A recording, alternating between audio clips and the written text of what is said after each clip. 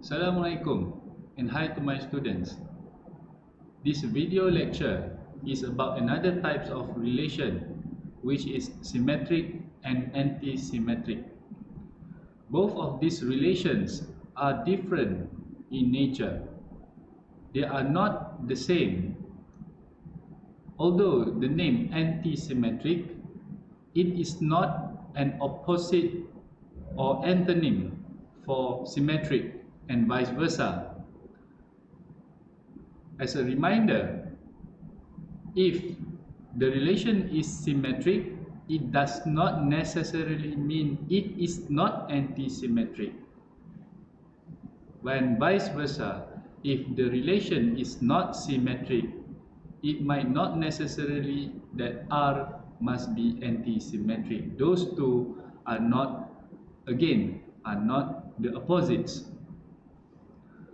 If you realize there is a subsection that I highlight in the red color, originally it states that a relation cannot both be symmetric and anti-symmetric.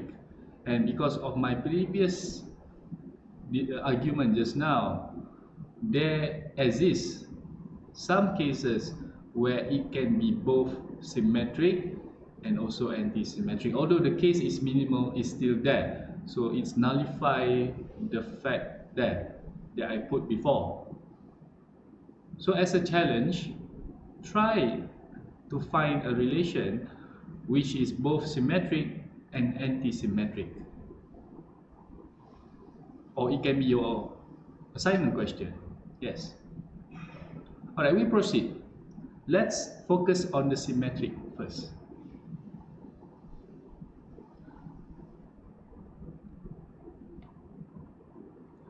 R is symmetric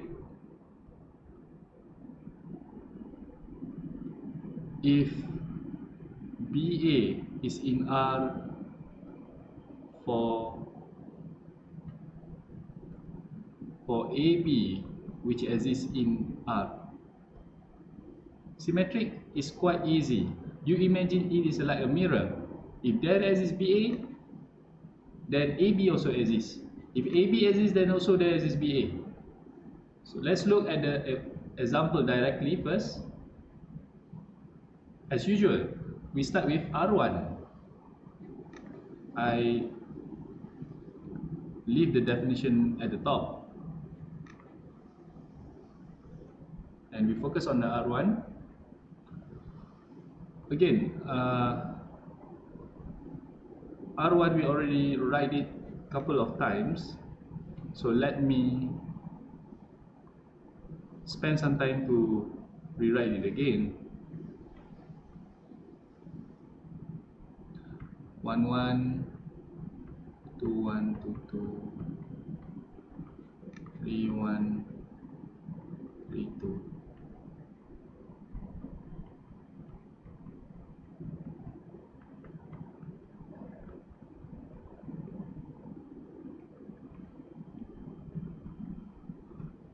Okay, it's a little bit long. Now the question, is it symmetric?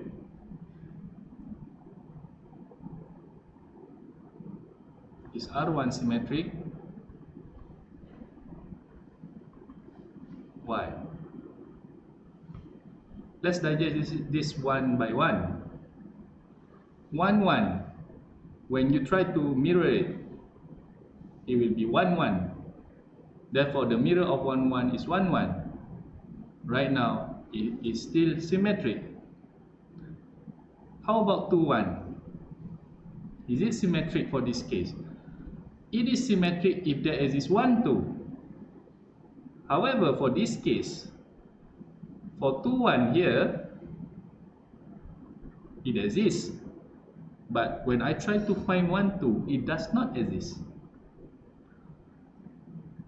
So for the case of 2 1, 1 2 does not exist.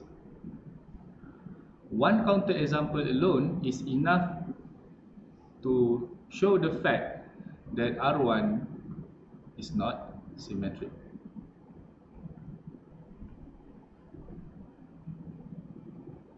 Because 1 2 does not exist in R1 for 2, 1. Very simple. You can also use another valid counter example. For example, you can say there does not exist 2, 4, 4, 4, 2. But as it is a counter example, one argument is enough. We proceed with R2.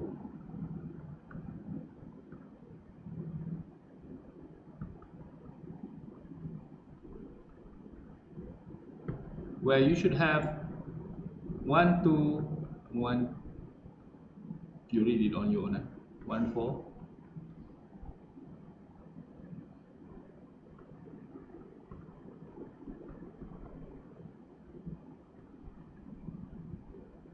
There. Is it symmetric?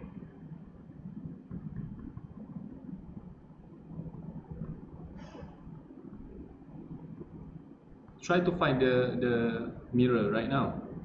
The mirror for every ordered pairs. You can try to find it already.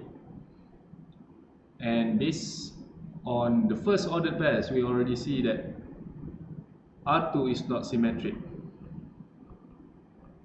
And the reason, I already found it during the first ordered pairs, which is 2, 1 does not exist in this R2 for 1, 2.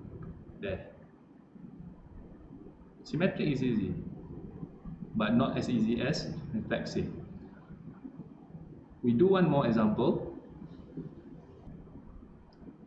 We never done this other example before, which is R3.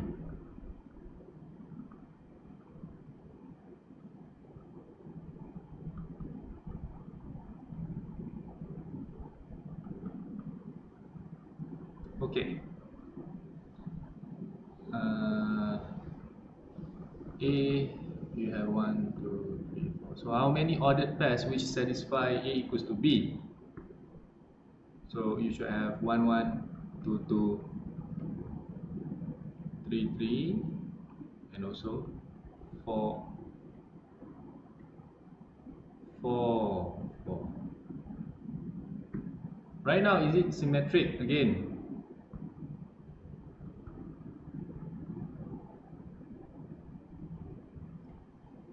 Why? Again, we need to look one by one. 1, 1 exists for 1, 1.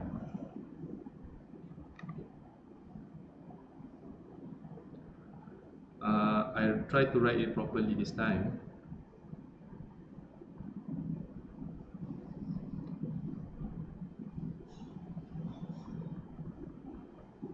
Two, the mirror will be 2, 2, and it exists for itself. 3, 3,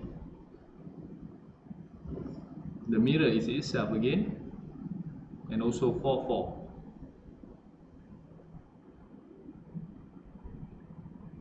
This alone becomes the arguments, as it involves every possible ordered pairs there. You should mention all. This is the argument, and the conclusion R3 is indeed symmetric.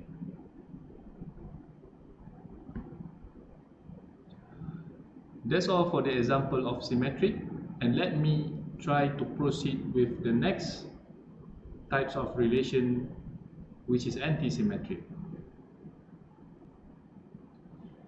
Let's observe the definition of anti-symmetric. It sounds almost the same with symmetric, but beware, there is one statement that makes it different completely with the symmetric. R is anti-symmetric if BA is inside R for AB. This part is still the same. Only when A equals to B. This is the different part. Okay? It is anti-symmetric if BA inside R for AB only when A equals to B. What is the difference? Let's try with again R1. If you recall from the previous discussion, R1,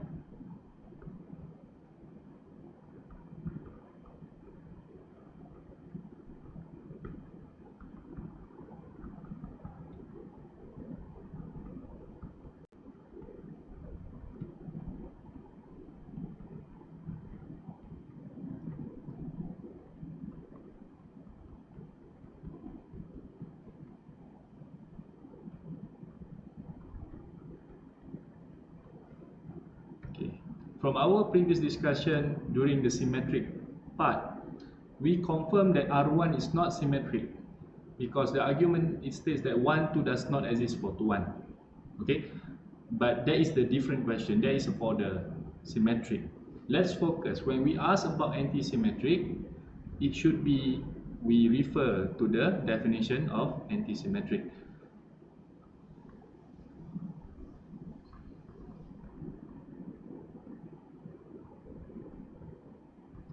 Why?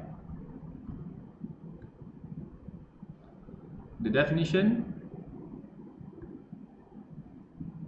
I write it back again so it can be our guidance.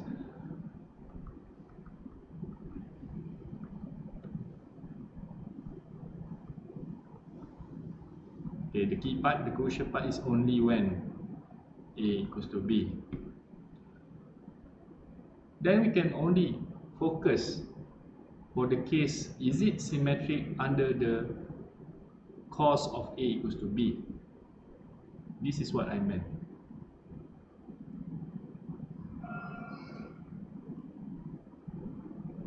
One.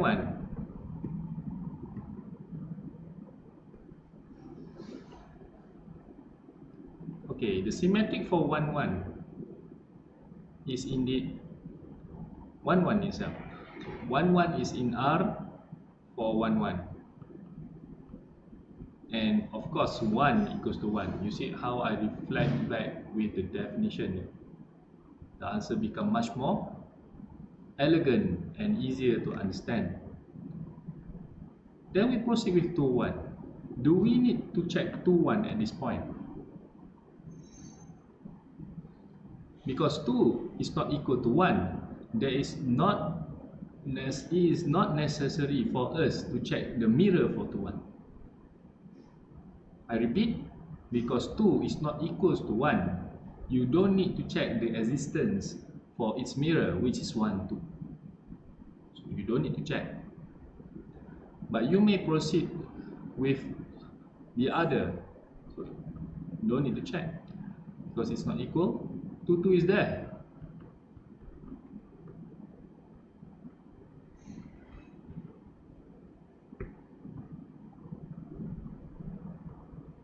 Same goes for 3.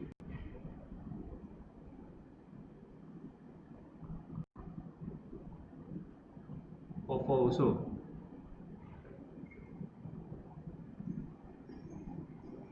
Now I put my conclusion. R1 is anti-symmetric. Try to reflect back with the definition in the blue color. Because again, this will be my argument. I must mention all ordered pairs and it's BA for AB only when it's equal. R is anti-symmetric because I sum up, because BA is in R for every AB in R only when A equals to B. 1 equals to 1, 2 equals to 2, 3 equals to 3, 4 equals to 4, sorry. This whole part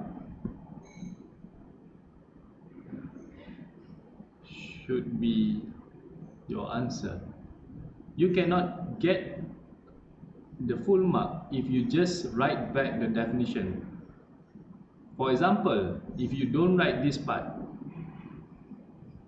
you just write the conclusion here, then your explanation is not relevant because you don't say your argument, you just repeat back the definition in the blue color. The students who write only in the sound of definition, they will not get any marks. So please make sure you show all your arguments completely. You cannot answer just by repeating the definition. We proceed with a harder example, special one. R2.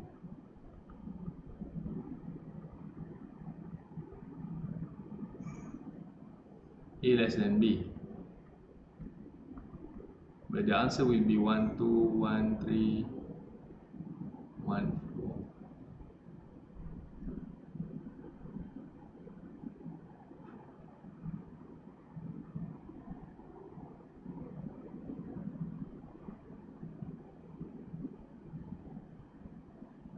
This one is a little bit trickier. Again, the question is R2 symmetric. Why?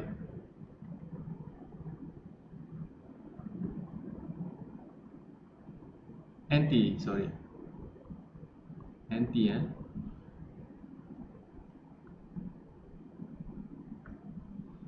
In this case, do we need to check for 1, 2? Do we need to find 2, 1 for 1, 2?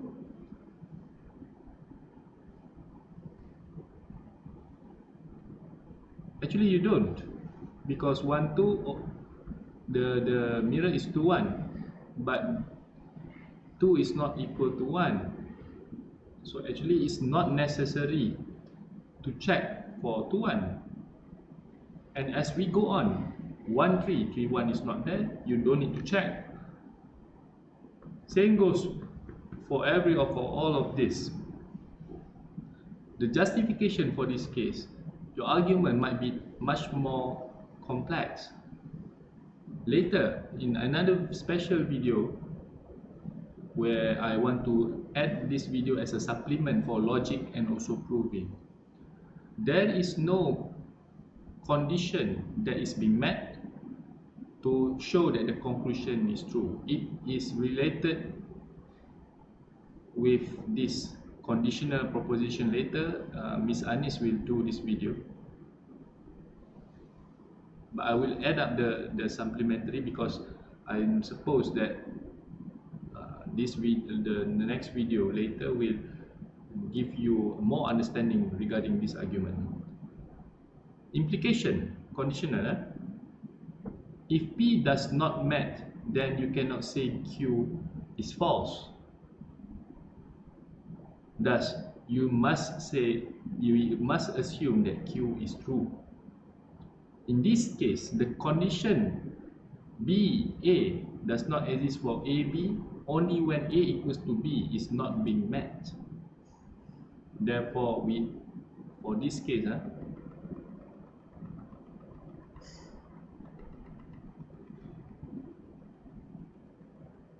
we cannot really say that R2 is not anti-symmetric because we cannot find any A equals to B.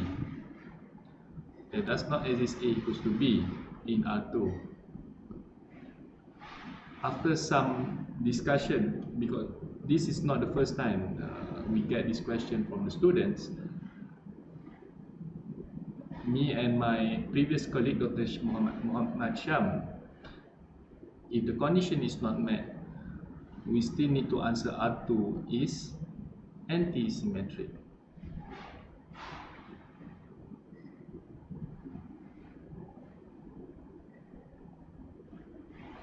But the reasoning, because I would like the students, the standardized answer is that there does not exist, no, I cannot say like that. BA does not exist in R for AB when A equals to B. You can say it like that. There are also some students who answer R2 is anti-symmetric because the condition is not met. We also accept that kind of answer. And better yet, we try to avoid this question because we want the student to have the answer, the logical answer. Let me show you specifically when is the condition such that R2 is not anti-symmetric, and it can be answered from the previous slide. The different R1.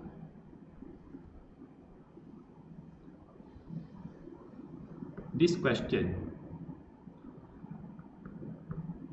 Okay, R1. Okay, this example I give a I define it. I label it as undefined relation.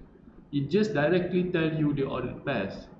It does not even state what kind of the relation is it. For example, A less than B, A equals to B, A equals to blah blah blah. It does not state that. It does directly tell you the answer 1 1 2 1 1 2. Okay, there is a solution for the symmetric question. That is not what we want to focus right now. What we want to focus is R1 symmetric. Anti. Wait,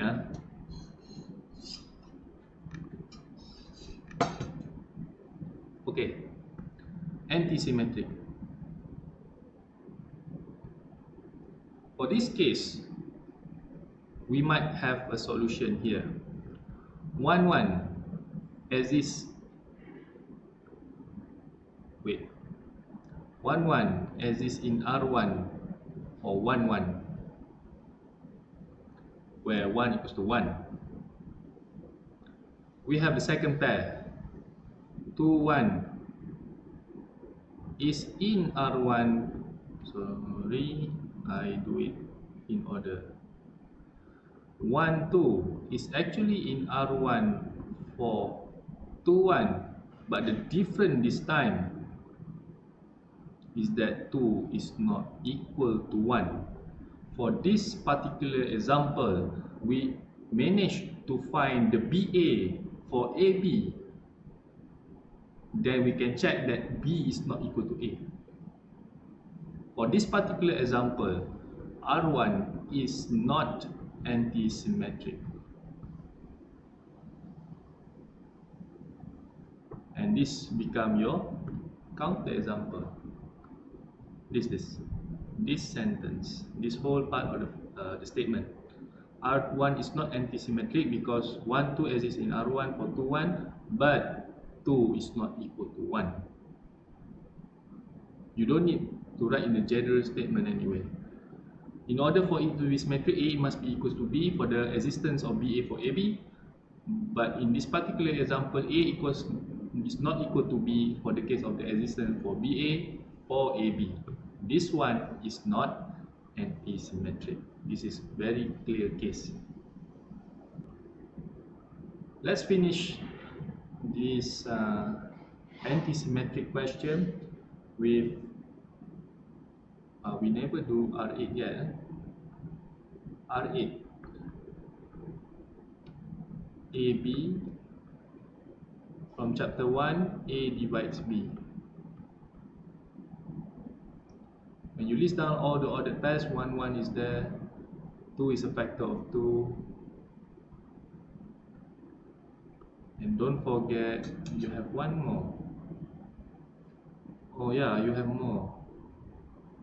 2 is a factor of 4, 1 is a factor of 2, 1 is a factor of 3, 1 is a factor of 4. Okay, 1 1. I check first. 1 1 1 2 1 3 1 4 2 2 2 is a factor of 2 is a factor of 4, 3 is a factor of 3 3 is a factor of 4. Okay, done. Is it anti-symmetric?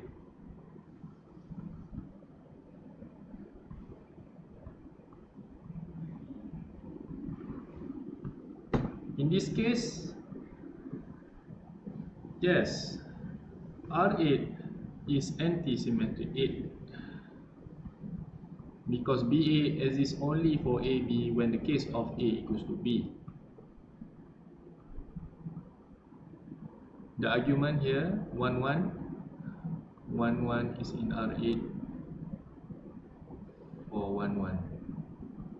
I finish with 1 equals to 1 definitely. 2 2.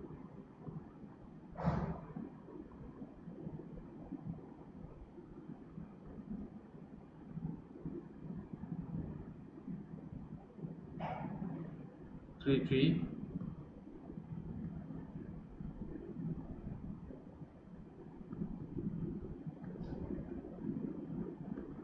And lastly for the case of 4 4.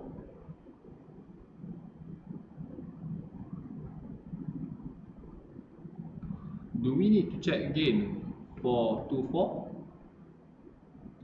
For the case of 2 4, you cannot find 4 2. Therefore, you cannot proceed to check whether it is equal or not. Thus, we can neglect this 2 4.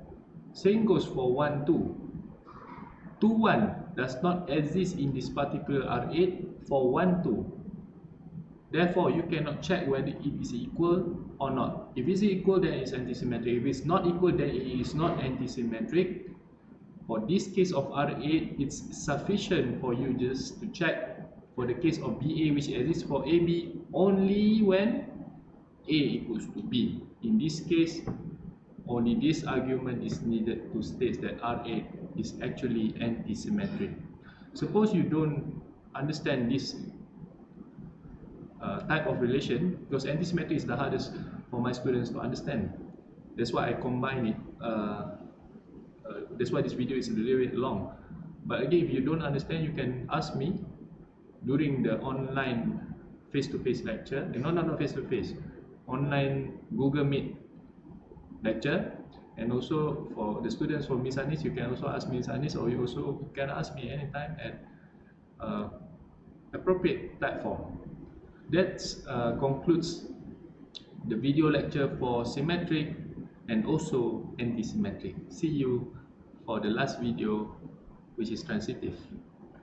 Bye bye.